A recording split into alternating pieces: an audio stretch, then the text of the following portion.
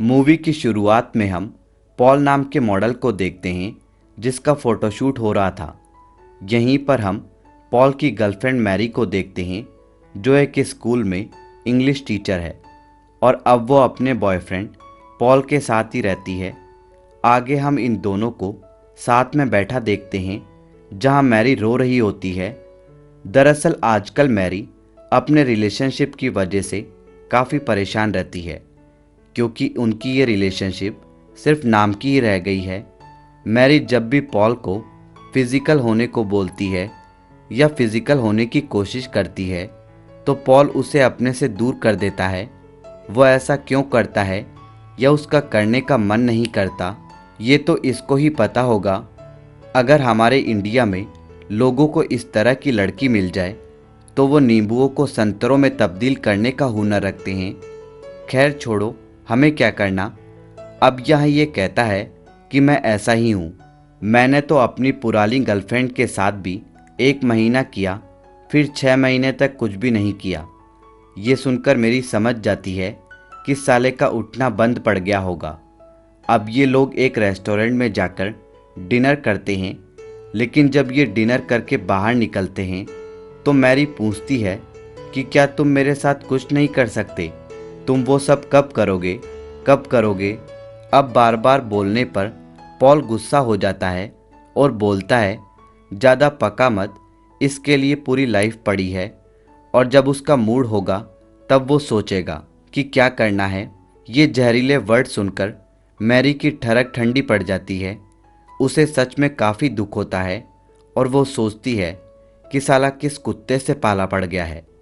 अगर कोई और होता तो आव देखता न ताव, बस लपक लेता।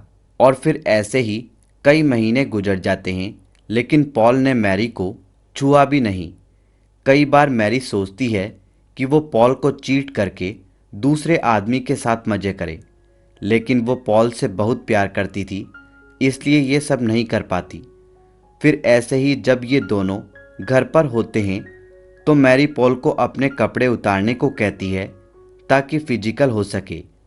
यहाँ पॉल मना कर देता है, पर मैरी के ज़्यादा ही कहने पर अपनी इज्जत बचाने के लिए टी शर्ट निकाल देता है। अब मैरी उससे लिपटने लगती है तो पॉल उसे दूर कर देता है और बोलता है कि अभी वो इंटरेस्टेड नहीं है। मैरी बोलती रहती है कि वो कर सकता है, पर शायद पॉल फुस्स था जिसका रॉकेट उड़ने से पहले ही गिर जाता होगा। अब रात को हम मैरी को रोते हुए देखते हैं।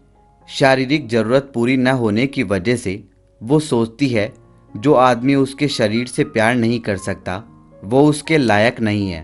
इतना सोचकर वो अपनी कार लेकर एक कैफ़े पहुंचती है जहां एक आदमी उसे देखने लगता है, तो मैरी भी उसे देखने लगती है। कुछ देर में वो आदमी उसके पास आता है तो ये दोनों बातें करने लगते हैं।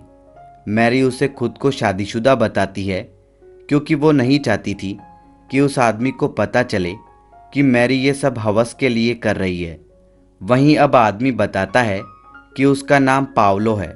उसकी गर्लफ्रेंड की 4 महीने पहले एक कार एक्सीडेंट में मौत हो गई थी, तब से वो अकेला ही रहता है। मैरी भी बोलती है कि उसके पति को उसके साथ प्यार करने में कोई इंटरेस्ट नहीं है, इसलिए वो भी अकेले इंसान की तरह ही रहती है।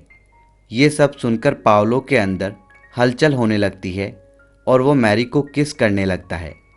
इसके बाद ये दोनों गाड़ी में ही इंटीमेट होते हैं और जब अगली सुबह होती है तो पावलो अपना नंबर देकर चला जाता है।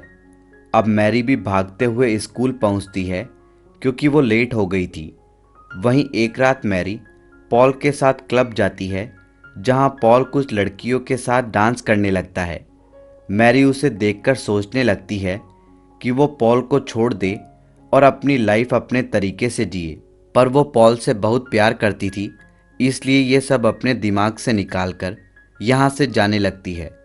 अब पॉल भी उसे देखकर उसके पीछे आकर पूछता है वो उन लड़कियों के साथ डांस कर रहा था, इसलिए वो नाराज़ है। मैरी बोलती है हाँ, पर वो लड़कियां कोई शरीफ लड़कियां नहीं थी, वो एस्कॉर्ट सर्विस के लिए काम करती है।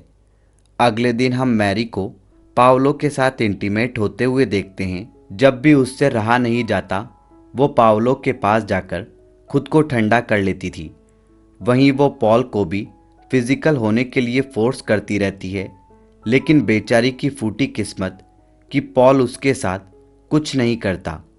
एक दिन जब मैरी स्कूल में होती है तो तभी स्कूल के प्रिंसिपल रॉबर्ट आते हैं, जो मैरी को अपने ऑफिस में ले जाकर बोलते हैं कि वो उसकी सारी ज़रूरतें पूरी कर सकता है, क्योंकि उसने काफ़ी सारी टीचर और लड़कियों को संतुष्ट किया है। इतना बोलकर रॉबर्ट उसे छूने लगता है, जिसे मैरी भी काफ़ी एंजॉय करती है। पर फिर वो उसे रस्सी से बांधकर इंटीमेट होने ही वाला होता है कि मैरी उसे मना करके वहाँ से चली जाती है।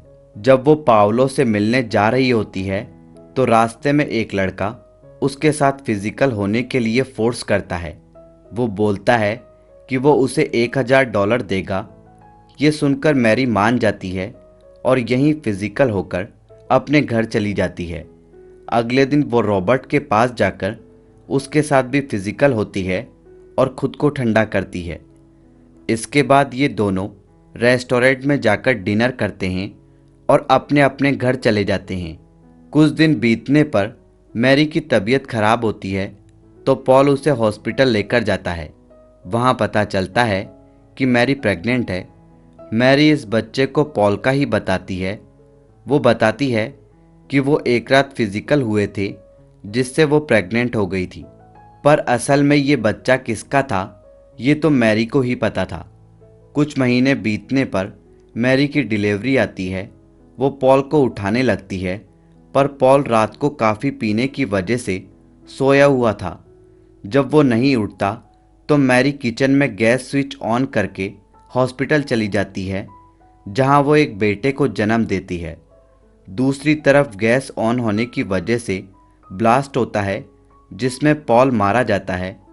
क्लाइमैक्स सीन में मैरी को पॉल का अंतिम संस्कार करते हुए दिखाया जाता है और इसी के साथ यह फिल्म यहीं पर समाप्त हो जाती है। दोस्तों, इसी तरह की फिल्मों का हिंदी एक्सप्लेनेशन देखने के लिए हमारे YouTube चैनल हिंदी एज को अभी सब्सक्राइब करें और बेल आइकन का बटन दबा दें, जिससे आपको हमारे लेटेस्ट वीडियो के नोटिफिकेशन सबसे पहले मिल सके। धन्यवाद दोस्तों।